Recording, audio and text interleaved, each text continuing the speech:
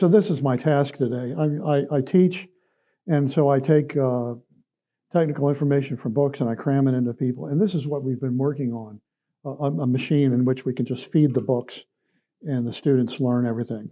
So the patent is about to be filed on this, and that's my message for today. So my question, though, that I want to talk about is, where is technology taking us? And nowadays, with artificial intelligence and lots of other systems out there, this is a question that's been on people's minds. And it really relates to how are these things used, and what does determine our future. And so the term determinism is used in relationship with technology. And there are different forms of those determinisms. And I want to talk about the three here of technological, social, and what I believe in divine determinism. So if you've read the abstract for this, then you know everything I'm going to say anyway, but I will lay that out and explain to you how I have looked at these things as a student of science and technology in society. So this is our outline. I'm going to cover those three forms of determinism and try to answer this question: where is technology taking us? And I'll make a few detours along the way to make it interesting. And so those are the people that I'll be talking about: Ellul and Kurzweil and others. So technological determinism is where we start with this. Technology, that's a relatively new idea. People have built technological artifacts for many centuries. And there were certainly engineers thousands of years ago. They just weren't called engineers. You can't build pyramids or build canals without having engineering skills. Somewhere along the line, people started to write histories of these gadgets. And when we look back at history, we can see many cases where new inventions were involved in changes in society, with the printing press and the Reformation being an outstanding one from a Christian point of view. But there have been other technological advances that have had tremendous effects on society. And as people started to write these histories, they would write them in the terms of, well, this gadget was invented in such and such a year, and it had this effect, and this effect, and this effect. And after a while, you get the idea that it's the inventions that are changing society, and not the people that are building them or using them. And so people have kind of pushed back on that in more recent years, that there's more to technology and more to the history of technology than just the inventions themselves. How did people come up with the idea? How did people manufacture them? How did people use them? And then what effects did those inventions have on the way people lived? So technological determinism is kind of out of fashion these days. A lot of it really is related to the idea that we want people to be in charge of their destiny. We don't want to be the victims of technology. We're not passive in this situation. So whether we use or don't use a technological invention has an effect on whether it takes off and whether it does in fact affect our lives. So technological determinism is an unpopular idea in science and technology studies. But on the other hand, there's some reality to this. We do know that technology has effects on our lives. Our lives, of course, have been affected by the internet and cell phones and on. And we hear people prophesying many changes for the technological gadgets that are headed our way. So there's a reality to this that cannot be denied. And so it's been a struggle within STS to figure out just what's going on here. We know that there are inventions that are involved in these things, and how does this play out? So this is one of the books that's written a collection of essays on this idea of technological determinism, what it is precisely, what is the essence of technological determinism, and how does it play out in reality. I have really been attracted to a man named Jacques Ellul, very interesting person. He was he grew up in France. He was attracted to Marxism. He then became a Christian. He participated in the resistance movement in France during World War II. He had some connections with politics, and he did lots and lots of writing. And so early on in my transition from being an engineer to being an STS student, I read his, this is considered to be his classic work, The Technological Society. And in this book, which was, as I point out here, published in France in 1954 and then translated in English 10 years later, he goes into great depth analyzing how technology has affected things and the harmful effects it is having on culture and society. And a lot of people read this book, and it's just a dark, dark story from beginning to end, and they misinterpret Ellul's thinking on this. Ellul, because he was attracted to Marxism, kind of adopted Marx's way of describing things in a dialectic fashion. So although Ellul was a Christian, a strong Christian, he did not include his Christian thoughts in this book. He was primarily just describing the problems that he saw in society. And so people have read Jacques Ellul's book, The Technological Society, and labeled him as kind of the quintessential technological determinist, because, in part because he did not include Christian thought in this book. He included that in other books, and so people don't understand that anyway. So technological determinism is always associated with Jacques Ellul. It's still around. There are people today that believe that the technologies that are in development will have great effects on society. You really cannot be an engineer or a computer scientist and not have some belief in that. You have to have some attachment to your work that, hey, I'm going to make the world a better place by whatever engineering project I'm working on or whatever computer program I'm working on. And so the idea that we can change society and affect society positively is really central to a lot of technical training programs. And a kind of a quintessential technological determinist now is Ray Kurzweil. So Kurzweil was involved in technology. I think he did some things for sound equipment. I can't remember the name of this. I think there's a synthesizer or something that he was involved in. And he became kind of a futurist, and he is very much into the transhumanist movement. And so this is a book he wrote about the singularity, a time when computers will be more intelligent than people, and they can kind of take over the task of improving things. So if you invent a super intelligent computer, well, that's pretty much the last invention you have to make, because they will be self-improving after that. So he's very much a believer in technology, and he really believes that this is inevitable. And he has this picture of people who want to delay or stop transhumanism as kind of throwing pebbles into a stone. The water just flows right over them. So he is very much in this camp of technological determinism. Really, he believes that we're powerless to stop this. This is an inevitable thing. So what's the alternative?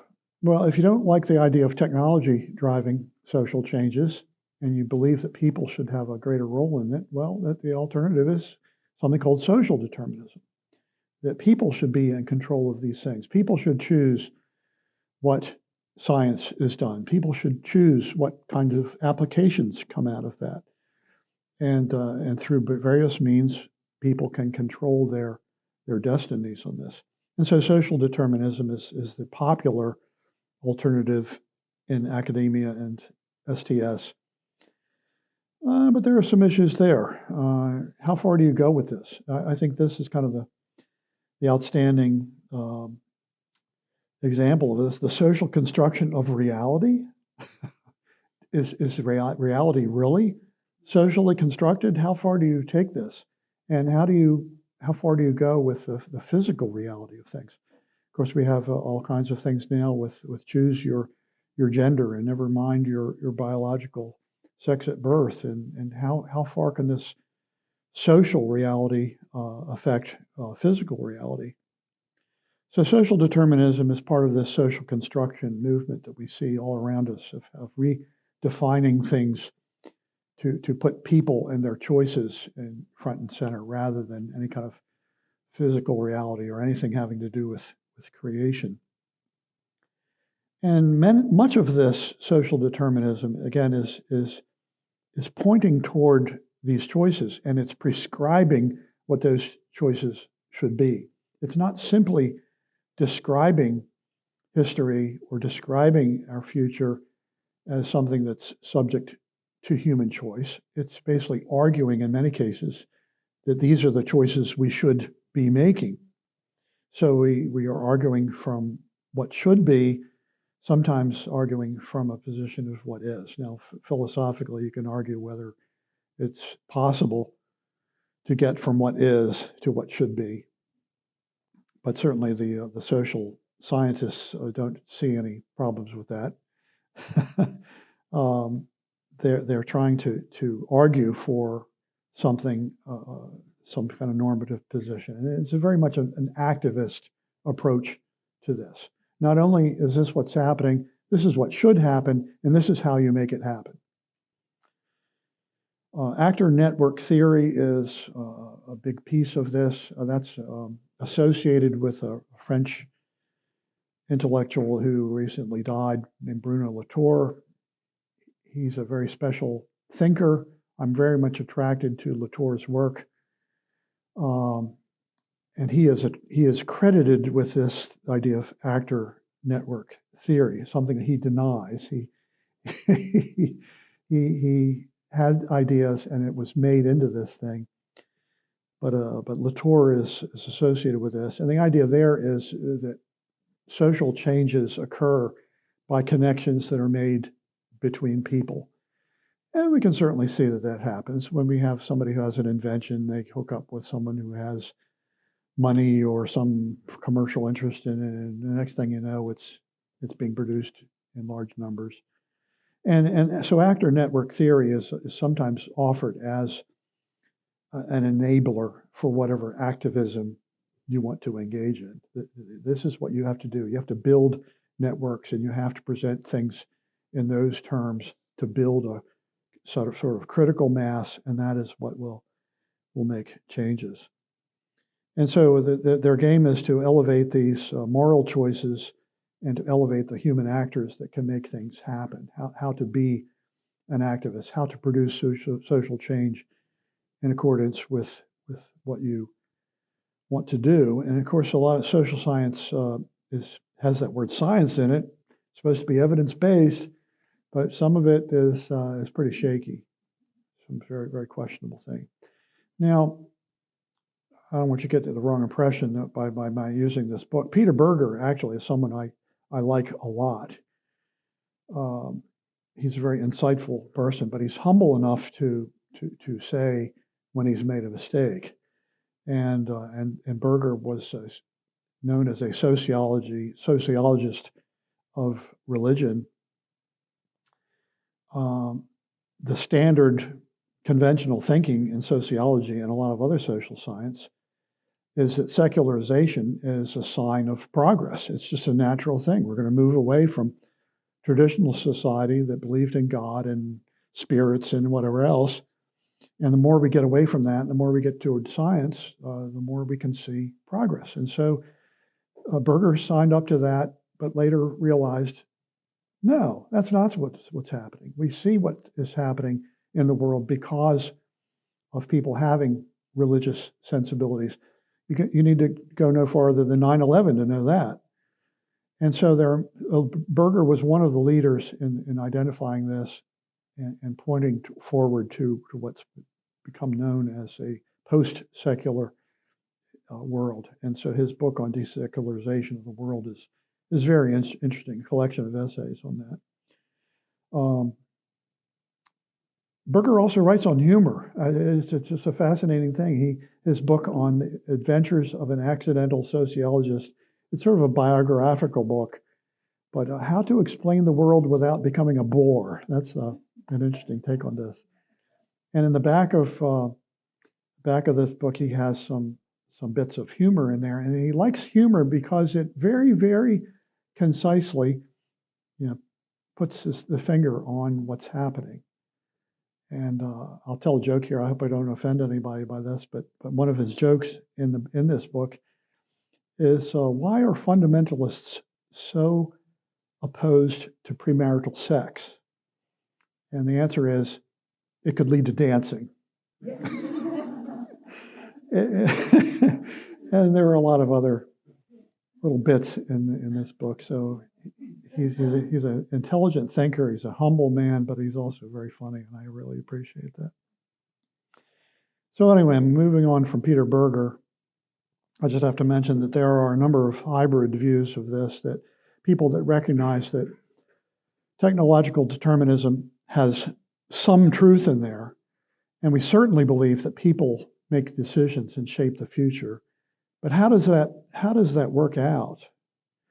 So Thomas Hughes is one of the people that came into this picture, and he was accused of being a technological determinist because of his writing about large technological systems. And people got the impression that Hughes thought that, well, once these systems are in place, there's nothing we can do. We have an interstate highway system in America, and people drive automobiles around there. We can't conceive of any change from that, perhaps.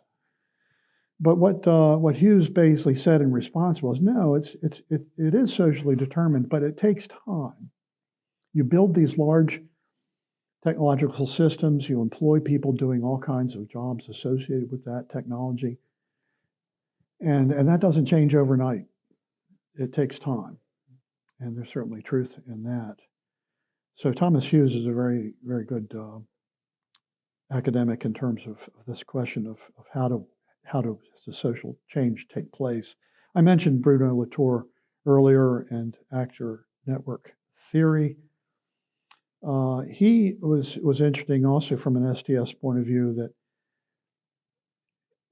it thought about the question of what an actor is. Of course, if I'm a human being, I have freedom of will and I can act. But Latour's thought is that there are more things acting in society than just people. That there are corporate interests, and there are collections of people in academia and fields of science or whatever, and that those institutions end up acting in society too. You cannot strictly look at people. And when we start thinking about artificial intelligence and computer systems, well, gosh, there's some acting going on there. And to what extent will that take place? Many corporations nowadays will have automated systems to at least assist in making business decisions. I used to work for Defense Logistics Agency, and going back to the 60s, they were developing automated systems to schedule the procurement of spare parts and medicine and other things. So it was very much a computer-driven organization, even though the people were signing the contracts and clicking their mouses and pressing enter and all this stuff. And so the idea that more and more of society could end up, in some sense, being automated is in tune with Latour's thought. Melvin Kranzberg is an STS scholar that comes into this picture, and the question is often asked, is technology good or bad? And the conventional wisdom is that technology is morally neutral. But he has this odd statement that technology is neither good nor bad, nor is it neutral. There's something going on there, and it's sometimes a puzzle to figure out what is going on there and where good and bad are going. So that's the technological determinism and social determinism, and a few hybrids along the way. The social determinists have run into difficulties or opposition because people recognize that moral choices are more complex than just knowing that throwing away your recyclables is a good thing. there are all kinds of complications that come into this picture. And Ian Hacking is one of the scholars that I've liked who looks at this idea of social construction. And he digs into why people engage in it. The question of what's going on here besides simply the presentation of social determinism as part of this. Some of these methods are pretty solid. So there's a field of SDS called social construction of technology. As an engineer, it has the engineering design process written all over it. So there's certainly truth to that sort of thing. But how do you go beyond that? I've been attracted to Sheila Jasanoff. She teaches at Harvard. And she has this quote unquote metaphor of co-production. The idea there is that as human civilization moves forward, it engages in developing one technological gadget or another, and we end up kind of co-creating ourselves and our society as that happens. I found that very interesting until I found out that my advisor at Virginia Tech really did not like Sheila Jasanoff. And I think the reason was that he found her work to be more descriptive, and my advisor at Virginia Tech was much more interested in how our moral choices are made and how they affect things. So he wanted to go beyond simply describing change, but to defining what norms should be, what normativity is, and how it affects things.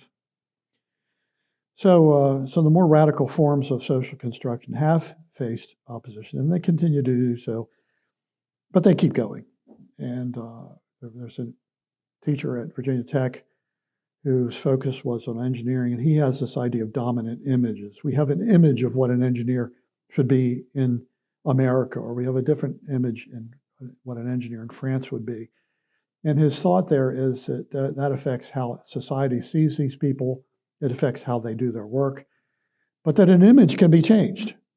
And if you can change the image of an engineer or change the image of an academic, you can affect a social change that way.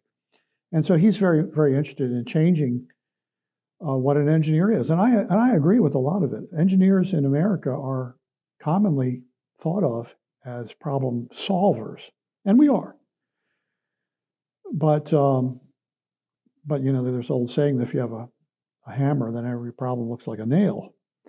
And so if you're involved in solving problems technically, maybe you are blind to other ways of solving those problems. And so his argument is that not only should engineers be problem solvers, but they should be involved in formulating those problems in the first place. And so that's part of the increasingly social nature of practicing and educating engineers. So the question of what morality is and how to affect it comes into this picture. It is social science, but it moves very closely to questions that are concerned to us as Christians of what is a moral choice. How do we make those choices?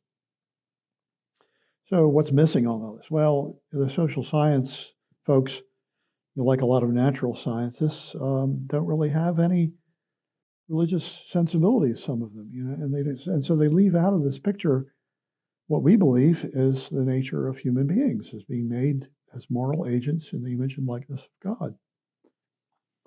And again, a lot of these social scientists make the assumption that secularization is an indicator of social progress. I might be telling a story on myself here, but there's a British philosopher, theologian, he's known as John Milbank. I actually plowed through his book on social change, and he has the provocative opening sentence that once there was no secular. He basically says we need to bring back religious sensibilities into this picture, that secularization and the secular is a new invention, and it misleads us.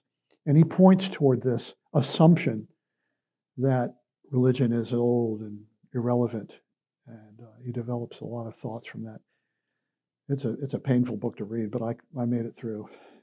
So John Milbank argues in this case, and he points toward some of the founders of sociology and their thought on this. And so Comte is considered to be the father of sociology, and Marx, Durkheim, and Weber are kind of the patriarchs of the discipline. And all of them saw religion in varying shades of gray.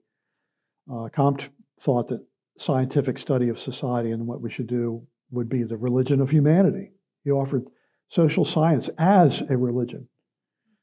Marx, of course, rejected religion as some kind of tool that the wealthy oppressed people, and it looked at it as the opiate of the masses.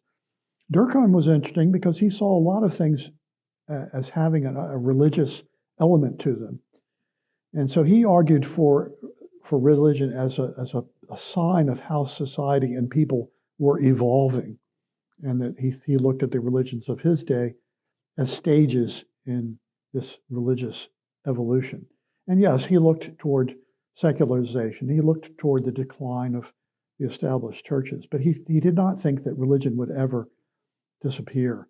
And there are sociologists today that take that approach too. There's a man named, William Bainbridge. He is one of the transhumanists, and he has written an essay called Religion for Space. I forget the name. It's like Religion for Space Exploration. It's essentially, he says that people have to have a religious commitment to accomplish things. And if we're going to explore space, there needs to be a new rebirth of religion to make that kind of thing happen. So religion as a motivator, who cares about whether it's real or not? All that matters to these people is that religion inspires people to do things, and that's what matters to them. And of course, Weber's famous for his idea of a Protestant ethic and looking at all the social changes. It's interesting, when I read Weber and he talks about Protestant belief, I don't recognize it as the things that I believe. But a lot of people end up behaving according to the way Weber saw things. So religion is one thing, and its effects on society sometimes are two different things. And there are a lot of scholars that look at those sorts of things. So the conclusion here, the natural scientists sometimes dismiss the idea of faith having anything to do with things. They pull out this word reason as a way of dismissing anybody who has religious sensibilities. And social scientists are subject to the same faults. And there's a tremendous amount that's missing from their work because they don't understand our nature as human beings. They certainly don't understand the nature of sin. And they'll point to all kinds of causes for misbehavior. And Tracy and I are on our way out here past all kinds of correction facilities, and we just, the correction process is going on in there. And let's hope for success there. But whether you can correct a person's heart or not by social science, I have my doubts. And that brings me back to Jacques Ellul. Like I said, Jacques Ellul approached his academic writing in the Marxist dialectic fashion. So he wrote a lot of books on one subject or another, strictly as a sociologist. And then he wrote other texts that were more religious in nature. But in this book, at least, The Presence of the Kingdom, he brings those things together. And he starts to explain how the dismissal of Christian and religious thought has harmed society. And because his religious commitments, were to the Reformed tradition, which focuses on total depravity and those sorts of things, predestination, he kind of saw an inevitability to the rejection of God. And this book, basically, if you read the cover, you have a lot of the story. He says, if we let ourselves drift along the stream of history without knowing it, we shall have chosen the power of suicide, which is at the heart of the world. In order to preserve the world, it is actually necessary that a genuine revolution should take place. So apart from Christ, Ellul would argue that people are going to make bad decisions one after the other, and the ultimate end of that would be that society would basically kill itself, that suicide is part of this. And his charge in this book is for Christians to stand against that, that we have to oppose this movement toward suicide, that we have to make an argument and evangelize to prevent this terrible tragedy from happening. Interesting thoughts, but hey, I'm sure that a lot of sociologists and social scientists would reject Ellul because he's a Christian, and he doesn't apply reason like the rest of us intelligent academics do. But he's not alone in this. I have another book here that has meant a lot to me. There's some quotes here that you'll be able to see in the slides. Zygmunt Bauman is an interesting guy. He was a Polish Jew. He ended up on the Russian side of the division of Poland between USSR and Nazi Germany. He ended up fighting for the Russian army. And he ended up marrying, after the war, a woman who had gone through the Holocaust. And when he discovered what had happened to her, she didn't talk about it much, but he discovered it. It kind of triggered all kinds of thoughts because he was trained in sociology. And so this book is basically looking at the Holocaust and trying to point out all of the lessons that should be learned from this, but aren't. He makes the point in this book that the Holocaust is popularly, maybe that's not the right word, is commonly seen as a Jewish-only phenomenon. But his argument is that the modern way of thinking goes far beyond that, and that the Holocaust was simply a result of faulty thinking in this. And this is a quote from him from this book, that from the Enlightenment on, the modern world is distinguished by its activist engineering attitude. So if you're an activist engineer, you want to change society by science, by applying science to the world, and that has led to this idea that we need to improve everything. And of course, from the Nazi point of view, that meant getting rid of people. And so this image of gardening and medicine comes into this, that if I have a garden, well, I go out and pull the weeds, right? And if I'm engaged in medicine, I do things to kill off things that would harm people. And so this activist approach to science is a result of the modern way of thinking, according to Bauman. Of course, it's still with us in a very dangerous way. I'm interested in transhumanism, and the book I read last summer about this was very interesting because it's called The Revolt Against Humanity. The idea there is that there are people who are in such despair about climate change and the environmental matters, they have no hope that those problems will ever be solved. And their solution is, well, human beings ought to just disappear. Let's reject humanity and let the world go on. And the fact that we won't be there to see things, well, that doesn't matter. The world would be a better place without us. On the other hand, there are people who think we should get rid of human beings and become more than humans, the transhumanist crowd. And so it's a very interesting analysis of people that basically want to do away with the human race as it has been traditionally defined and in the way what God made it. And so modernity and the modern way of thinking, to Bauman and to Ellul, is kind of contributing to this dysfunction. How far does this go? This question about whether technological artifacts are good or bad comes up, and this is a book that I learned about at Virginia Tech, and it is a striking book to read. We do good things. We do things for good reasons. For going back to Aristotle's ethics, every action is done for some good. So every engineer will get engaged in what they're doing for what they think are good reasons. And then if you're engaged in designing a good system to kill people and dispose of their bodies, that's a rather startling thing. And so this is a very striking book to skim as an engineer of how deeply can people be so deceived. We have such a tremendous capacity for self-deception. And we really have to be able to step back and look at things in a more objective way to decide whether what we're doing is good or bad. And sometimes we do things for good reasons, and at some later date, we have second thoughts about it. So Henry Ford and his assembly line and the internal combustion engine was considered to be a wonderful thing, and now we have people saying that, well, that's all very bad. It's destroying the climate and civilization, et cetera, et cetera.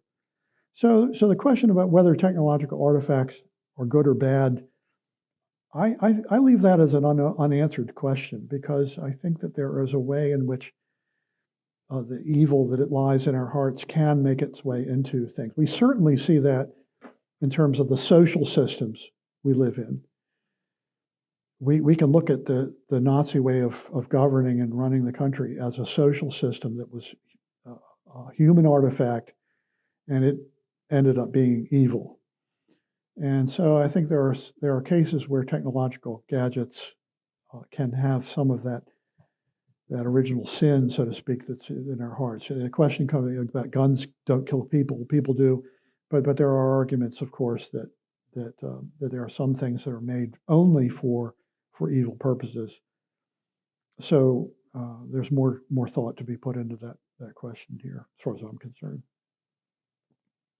So what do I conclude? I think that both of these forms of determinism that are talked about in academia, technological and social determinism, they are insufficient because they don't take into account our created status, our fallen status. They deny that there is a creator or a creator that has any interest in the world. And so our challenge, and of course the challenge that RTB engages in, is to how do we win people to Christ, and how do we apply what God has revealed to us to win back the world, not only to win souls, but to shape society in accordance with what God would have us to do. I'm very encouraged by the fact that the Scripture makes it very clear that God is not absent from this picture. The deism that said God, yeah, maybe there is a God, but He's not involved in the world. I see God at work in all kinds of places. I see Him working in my life. I see Him working in my children's lives. I see Him working in so many ways, and we should really be encouraged by that. And so there's nothing to fear. God has said that He will work out all things for our good. Even in suffering, we can count that suffering as joy, because God is working in our hearts and building godly qualities into our lives. And so don't give into this fear. I've had a successful work experience in so many ways. God's been such an encouragement to me through other people. That I've worked with people whose everyday decisions were driven so much by fear. And hey, I'm going to plow ahead. I'm going to stick my head out there and see what happens. And I think that's the way we should be, given the fact that God is in our hearts. The Holy Spirit is with us, and He's working out His plans in the world. So I'm borrowing the "Keep Calm and Carry On" poster from the UK here. I think that should be our attitude. I have a difficulty with it. I get too engaged in things, but keep calm and carry on would be my bottom line here. And with that, I'll take any questions you have.